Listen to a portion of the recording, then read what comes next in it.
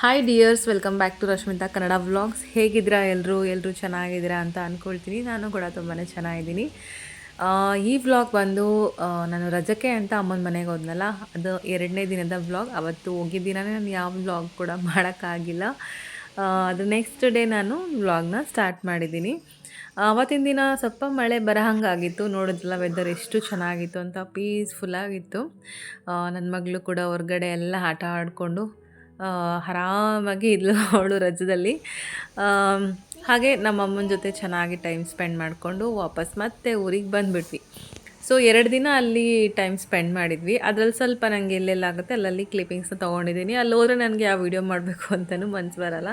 ಬರೀ ಮಾತಾಡ್ಕೊಂಡು ಹರಟೆ ಹೊಡ್ಕೊಂಡು ಅಲ್ಲಿ ಇಲ್ಲಿ ಓಡಾಡಿಕೊಂಡು ಇದೇ ಥರ ಕಾಲ ಕಳೆದ್ಬಿಟ್ಟಿರ್ತೀನಿ.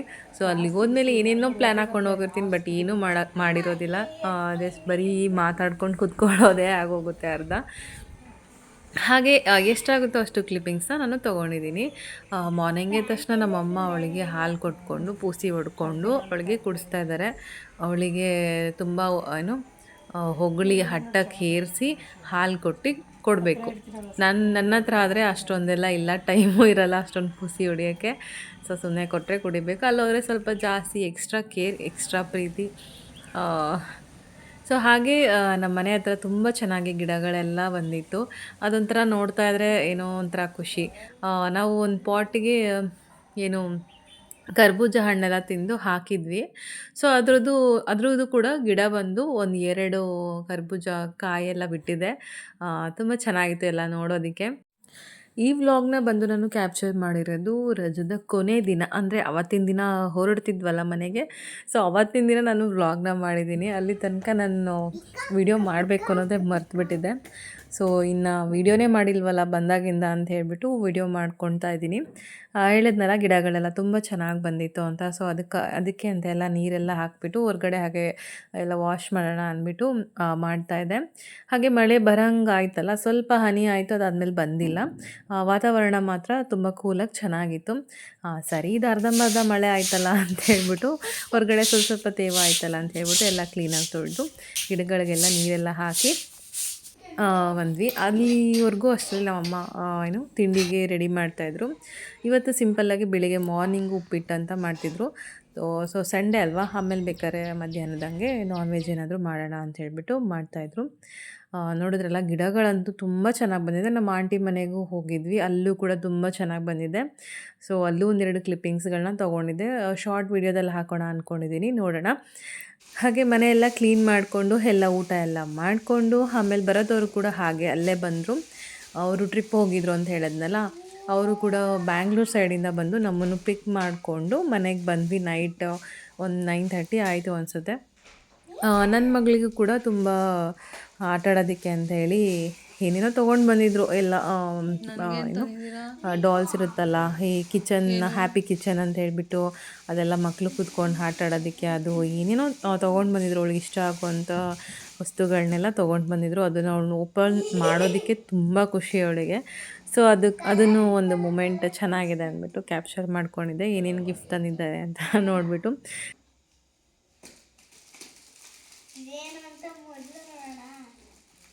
ನೋಡಿ,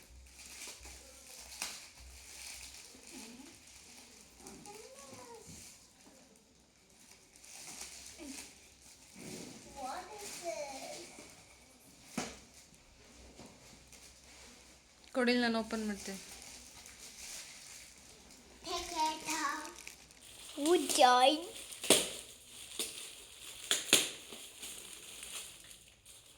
ಗಿಫ್ಟ್ ವ್ಯಾಪಾರ ಎಲ್ಲ ಮಾಡಿಸ್ಬಿಟ್ಟಿದ್ದೀರಾ?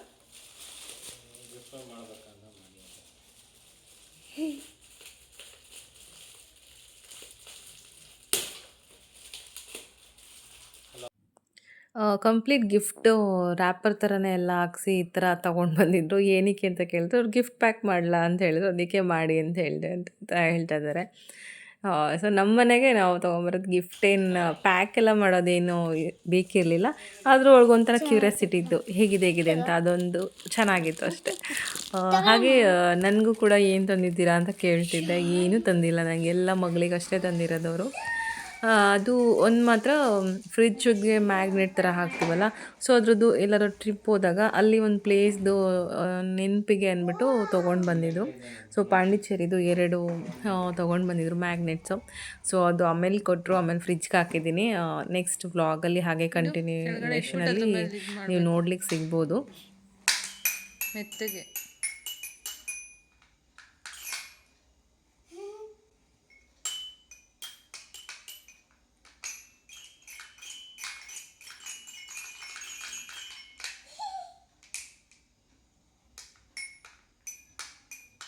ಅದ್ರ ಮೇಲೆ ವೈಟ್ ಕಲರ್ ಮೇಲೆ ಮಾಡಬಾರ್ದು.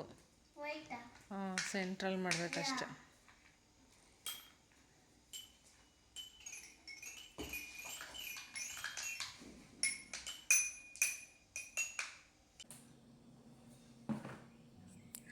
ಇನ್ನು ಇದು ಅದ್ರ ನೆಕ್ಸ್ಟ್ ಡೇ ಮಾರ್ನಿಂಗ್ ನಾನು ವ್ಲಾಗ್ನ ಕಂಟಿನ್ಯೂ ಮಾಡ್ತಾ ಇದ್ದೀನಿ. ಸೊ ಮಂಡೇ ಬಂದೇ ಬಿಡ್ತು. ಆ್ಯಸ್ ಇಟ್ ಈಸ್ ಮನೆ ಕೆಲಸಗಳು ಮುಗಿಸ್ಕೊಂಡು ಮತ್ತೆ ಆಫೀಸ್ಗೆ ಹೋಗೋದು ಬರೋದು ಇದೇ ರೆಗ್ಯುಲರ್ ರೂಟೀನ್ಸ್. ಸೊ ನಾನು ಒಂದಷ್ಟು ಬಟ್ಟೆಗಳನ್ನ ಹಾಗೆ ಇಟ್ಬಿಟ್ಟು ಹೊರ್ಟೋಗಿದ್ದೆ. ಯಾಕಂದರೆ ವಾಷಿಂಗ್ ಮಿಷಿನ್ ಹಾಕಿದ್ರೆ ಮತ್ತೆ ಒಣಗಾಕಿದ್ರೆ ಅದನ್ನು ತೆಗ್ದಿಡೋಕ್ಕೆ ಯಾರೂ ಇರಲ್ಲ. ಸೊ ಹಾಗೆ ಅಂತ ಒಂದು ಬಕೆಟ್ ಕಂಪ್ಲೀಟ್ ಇಟ್ಟಿದ್ದೆ. ಸೊ ಅದನ್ನು ಬಂದ ತಕ್ಷಣ ಇವಾಗ ಮಾರ್ನಿಂಗೇ ವಾಷಿಂಗ್ ಹಾಕ್ತಾಯಿದ್ದೀನಿ. ನನ್ನ ಮಗಳಿಗೆ ಬೆಳಿಗ್ಗೆ ನೋಡಿದ್ರೆ ಲೈಟಾಗಿ ಫೀವರ್ ಬಂದುಬಿಟ್ಟಿತ್ತು. ಸೊ ಸರಿ ಇನ್ನೇನು ಮಾಡೋದು, ಇವಾಗ ಸಡನ್ನಾಗಿ ಸ್ಕೂಲಿಗೆ ರೆಡಿ ಆಗು ಅಂತ ಹೇಳೋದಕ್ಕಾಗಲ್ಲ. ಏಕೆಂದರೆ ಮಾರ್ನಿಂಗ್ ಆಗ್ತಾ ಅವಳಿಗೆ ಜ್ವರ ಬಂದುಬಿಟ್ಟಿದೆ. ನಿನ್ನೆ ಚೆನ್ನಾಗೇ ಇದ್ಲು. ಮಾರ್ನಿಂಗ್ ಎದ್ದಾಗ ಸ್ವಲ್ಪ ಜ್ವರ ಬಂದಿದೆ. ಸರಿ ಇವತ್ತು ಸ್ಕೂಲಿಗೆ ಕಳ್ಸೋದು ಬೇಡ. ನನಗೂ ಫುಲ್ ಲೋ ಫೀಲಿಂಗ್ ಆಗ್ತಿತ್ತು. ಯಾಕಂದರೆ ಕಂಟಿನ್ಯೂಸ್ 3 ಡೇಸ್ ರಜಾ ಇದ್ದಿದ್ದರಿಂದ ಸಡನ್ನಾಗಿ ಎಲ್ಲ ಬ್ಯಾಕ್ ಟು ರೊಟೀನ್ ಹಾಗೆ ಬರೋದು ತುಂಬ ಕಷ್ಟ ಆಗುತ್ತೆ. ಸರಿ ಅಂಥೇಳಿ ಅವಳಿಗೆ ಸ್ಕೂಲ್ ಬೇಡ. ಹಾಗೆ ನನ್ನ ಹಸ್ಬೆಂಡ್ ಕೂಡ 3 ಡೇಸ್ ಅವರು ಟ್ರಿಪ್ ಹೋಗಿದ್ರಲ್ಲ, ಅವ್ರಿಗೂ ಎಲ್ಲ ಜರ್ನಿ ಎಲ್ಲ ಮಾಡಿ ಅವ್ರಿಗೂ ಟಯರ್ಡ್ ಆಗಿತ್ತು. ಸರಿ ನೀವಿಬ್ಬರು ರೆಸ್ಟ್ ಮಾಡಿ ಅಂತ ಹೇಳ್ಬಿಟ್ಟು ನಾನು ಇವಾಗ ಬ್ರೇಕ್ಫಾಸ್ಟ್ ಎಲ್ಲ ಮಾಡಿಬಿಟ್ಟು ಸ್ವಲ್ಪ ಮನೆ ಕೆಲಸಗಳನ್ನೆಲ್ಲ ಮುಗಿಸ್ಕೊಂಡು ನಾನು ರೆಡಿಯಾಗಿ ಆಫೀಸ್ಗೆ ಹೊರಡಲೇಬೇಕು. ಸಡನ್ನಾಗಿ ಕಂಟಿನ್ಯೂಸ್ ರಜಾ ಇದ್ದಾಗ ನಾವು ನೆಕ್ಸ್ಟ್ ಡೇಗೆ ಮತ್ತೆ ರಜಾ ಕೇಳೋಕ್ಕಾಗೋದಿಲ್ಲ. ಸೊ ನಮಗೆ ಯಾವಾಗ ಬೇಕಂದ್ರೆ ಅವಾಗ ರಜಾ ಹಾಕ್ಕೊಂಬಿಟ್ರೆ, ಅಂದರೆ ಫ್ರೀಯಾಗಿದ್ದೂ ನಾವು ಮನೆಯಲ್ಲಿ ರಜಾ ಹಾಕ್ಕೊಂಡ್ಬಿಟ್ರೆ ನಮಗೆ ತುಂಬ ಅವಶ್ಯಕತೆ ಇದ್ದಾಗ ರಜಾ ಹಾಕ್ಕೊಳ್ಳಿಕ್ಕಾಗಲ್ಲ. ಆ ಥರ ಸಿಚುವೇಶನ್ಸ್ ಬಂದುಬಿಡುತ್ತೆ. ಸೊ ಹಾಗಾಗಿ ನಾನು ಸಣ್ಣ ಪುಟ್ಟ ವಿಷಯಗಳಿಗೆ ಹಾಗೆ ಸುಮ್ಮನೆ ಟಯರ್ಡ್ ಆಗಿದ್ದರೆ ಈ ಥರ ಇದ್ದಾಗ ನಾನು ರಜಾ ಹಾಕ್ಲಿಕ್ಕೆ ಹೋಗಲ್ಲ. ಎಮರ್ಜೆನ್ಸಿ ನಾನು ಊರಿಗೆ ಹೋಗಲೇಬೇಕು ಅಥವಾ ಏನಾದರೂ ಕೆಲಸ ಇದೆ ನನಗೆ ಇವತ್ತು ರಜಾ ಬೇಕೇ ಬೇಕು ಅನ್ನೋ ಆ ಥರ ಒಂದು ಟೈಮಲ್ಲಿ ಸಿಚುವೇಷನಲ್ಲಿ ನಾನು ಹಾಕ್ಕೊಳ್ತೀನಿ. ಒಂದೊಂದು ಸಲ ಅನಿಸುತ್ತೆ ಎದ್ದಿದ ತಕ್ಷಣ ಅಯ್ಯೋ ಇವತ್ತು ರಜಾ ಹಾಕ್ಕೊಂಡ್ಬಿಡ್ಲಾ, ಅಯ್ಯೋ ಇವತ್ತು ರೆಸ್ಟ್ ತೊಗೊಂಬಿಡ್ಲಾ ಅಂತ ಈ ಥರ ಅನಿಸ್ತಿರುತ್ತೆ. ಬಟ್ ಅದು ಎದ್ದಿದ ತಕ್ಷಣ ಫುಲ್ ಬ್ಯಾಟ್ರಿ ಲೋ ಆಗೋಗಿರುತ್ತಲ್ಲ, ಆ ಥರ ಒಂದು ಫೀಲ್ ಬರೋದು ಸಹಜ. ಬಟ್ ಏನು ಮಾಡೋಕ್ಕಾಗಲ್ಲ. ಕೆಲಸ ಹಾಗೆ ಸ್ಟಾರ್ಟ್ ಆಗ್ತಾ ನಾವು ಮತ್ತೆ ಹಾಗೆ ಚಾರ್ಜ್ ಆಗ್ತಾ ಇರ್ತೀವಿ. ಓಕೆ, ಓಕೆ ಈ ಕೆಲಸ ಆಯಿತು, ಈ ಕೆಲಸ ಆಯಿತು, ನೆಕ್ಸ್ಟ್ ಏನು ಕೆಲಸ ಅಂದ್ಕೊಂಡು ಮತ್ತೆ ನಮ್ಮದು ಬ್ಯುಸಿ ಏನಿರುತ್ತೆ ಆ ಲೈಫ್ ಒಳಗಡೆ ಹೊರ್ಟೋಗ್ಬಿಡ್ತೀವಿ. ಹಾಗೆ ಹೆಂಗೋ ನಡೀತಾ ಇರುತ್ತೆ. ಸರಿ ಅಂತೇಳಿ ಎಲ್ಲ ನನ್ನ ಮನೆಯೆಲ್ಲ ಸ್ವಲ್ಪ ಕ್ಲೀನ್ ಮಾಡಿಕೊಂಡೆ. ಯಾಕಂದರೆ 3 ಡೇಸಿಂದ ಮನೆಯಲ್ಲಿ ಇರಲಿಲ್ವಲ್ಲ, ಹಾಗಾಗಿ ಸ್ವಲ್ಪ ಬೇಗನೆ ಎಲ್ಲ ಮನೆಯೆಲ್ಲ ಕ್ಲೀನ್ ಮಾಡಿಕೊಂಡೆ. ಬೇಗನೂ ಕೂಡ ಎದ್ದಿದ್ದೆ, ನಂಗೆ ಅಷ್ಟು ಬೇಗ ನಿದ್ದೆ ಬಂದಿರಲಿಲ್ಲ. ಅಂದರೆ ನಿದ್ದೆ ಬಂದಿರಲಿಲ್ಲ ಅಂದರೆ ಬೆಳಿಗ್ಗೆ ಬೇಗ ನಿದ್ದೆ ಮುಗಿದೋಯ್ತು ನಂದು. ಒಂದು 5:30ಗೆಲ್ಲ ಎದ್ದು ಕೂತ್ಕೊಂಡಿದ್ದೆ. ಸರಿ ಅಂತ ಹೇಳಿ ಎಲ್ಲ ಕೆಲಸ ಮುಗಿಸ್ಕೊಂಡು ಪಟ ಪಟ ಅಂತ ರೆಡಿಯಾಗಿ ಇವತ್ತಿನ ದಿನನ ಸ್ಟಾರ್ಟ್ ಮಾಡೇ ಬಿಟ್ಟೆ. ಇವತ್ತು ನನಗೆ ಬ್ರೇಕ್ಫಾಸ್ಟ್ ಮಾಡೋದು ಅಷ್ಟೊಂದು ಟೆನ್ಷನ್ ಏನೂ ಇರಲಿಲ್ಲ. ಯಾಕಂದರೆ ನಾನು ಅಕ್ಕಿ ನೆನೆಸ್ಬಿಟ್ಟು ಅದನ್ನು ರುಬ್ಬಿ ಎತ್ತಿ ಫ್ರಿಜ್ಜಲ್ಲಿ ಇಟ್ಬಿಟ್ಟಿದ್ದೆ. ಸೊ ಇವತ್ತು ಚಟ್ನಿ ಮಾತ್ರ ಮಾಡಿಬಿಟ್ಟು ಹೋಗೋಣ, ಹಾಗೆ ದೋಸೆ ಹಾಕ್ಕೊಳ್ಳೋಣ ಅಂತ ಅಂದ್ಕೊಂಡು ಮನೆ ಕೆಲಸಗಳನ್ನ ಮಾಡಿಕೊಂಡೆ. ಬ್ರೇಕ್ಫಾಸ್ಟ್ ಕಡೆಗೆ ಜಾಸ್ತಿ ತಲೆ ಕೆಡಿಸ್ಕೊಂಡಿರಲಿಲ್ಲ. ಯಾಕಂದರೆ ನನ್ನ ಮಗಳಿಗೂ ಬಾಕ್ಸ್ ಎಲ್ಲ ಪ್ಯಾಕ್ ಮಾಡೋದು ಇರಲಿಲ್ಲ.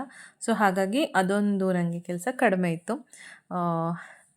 ಬೇಗ ಬೇಗ ನಾನು ಬ್ರೇಕ್ಫಾಸ್ಟ್ ಮಾಡಿಕೊಂಡು ಲಂಚ್ ಬ್ಯಾಗ್ ಪ್ಯಾಕ್ ಮಾಡಿಕೊಂಡು ನನ್ನ ಮಗಳಿಗೆ ಸಿರಪ್ ಕೂಡ ತಂದಿರಲಿಲ್ಲ, ಖಾಲಿ ಆಗಿಬಿಟ್ಟಿತ್ತು. ಸೊ ಹಾಗಾಗಿ ಅದನ್ನು ತರಿಸಿ ಹಾಕೋಕ್ಕೆ ನನ್ನ ಹಸ್ಬೆಂಡ್ಗೆ ಹೇಳ್ಬಿಟ್ಟು ನಾನು ಹೊರಟೆ. ಸೊ ಇನ್ನು ಮತ್ತೆ ಈವ್ನಿಂಗೆ ನಾನು ಮತ್ತೆ ಮನೆಗೆ ಬಂದು ಬೇರೆ ಏನಾಗಿದೆ ಮನೆ ಪರಿಸ್ಥಿತಿ ಅಂತ ನೋಡೋದು.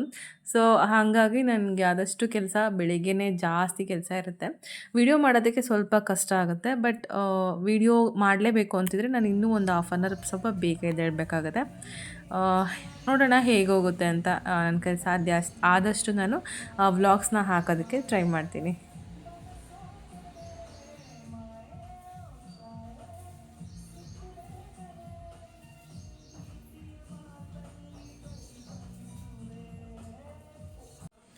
ನಾನು ಯಾವುದೇ ಮನೆ ಕೆಲಸ ಮಾಡ್ತಾ ಇದ್ದಾಗ್ಲೂ ಸಾಂಗ್ ಕೇಳ್ಕೊಂಡು ಕೆಲಸ ಮಾಡೇ ನನಗೆ ಅಭ್ಯಾಸ. ಎಷ್ಟೇ ಬ್ಯುಸಿ ಇರಲಿ, ಎಷ್ಟು ಒಂಥರ ಏನು ಹೇಳ್ತಾರೆ ಗಡಿಬಿಡಿ ಇದ್ರೂ ಕೂಡ ನಾನು ಸಾಂಗ್ ಹಾಕೇ ಇರ್ತೀನಿ. ಅದೇನೋ ರೂಢಿ ಆಗಿಬಿಟ್ಟಿದೆ. ಸಾಂಗ್ ಇಲ್ಲ ನನಗೆ ಕೆಲಸನೇ ಮಾಡೋಕ್ಕಾಗಲ್ಲ. ಒಂಥರ ಚೆನ್ನಾಗಿರುತ್ತೆ. ಈ ಥರ ಅಭ್ಯಾಸ ಎಷ್ಟು ಜನಕ್ಕಿದೆಯೋ ನಂಗೆ ಗೊತ್ತಿಲ್ಲ. ನನಗಂತೂ ಈ ಅಭ್ಯಾಸ ಜಾಸ್ತಿನೇ ಇದೆ. ಸೊ ಫೈನಲಿ ಎಲ್ಲ ಕೆಲಸ ಮುಗೀತು. ಇವಾಗ ನಾನು ಚಟ್ನಿಗೆ ರೆಡಿ ಮಾಡ್ಕೊಳ್ತಾ ಇದ್ದೀನಿ. ಇಲ್ಲಿ ಬಂದು ನಾನು ಕಡಲೆಕಾಯಿ ಬೀಜ ಚಟ್ನಿನ ರೆಡಿ ಮಾಡ್ಕೊಳ್ತಾ ಇದ್ದೀನಿ.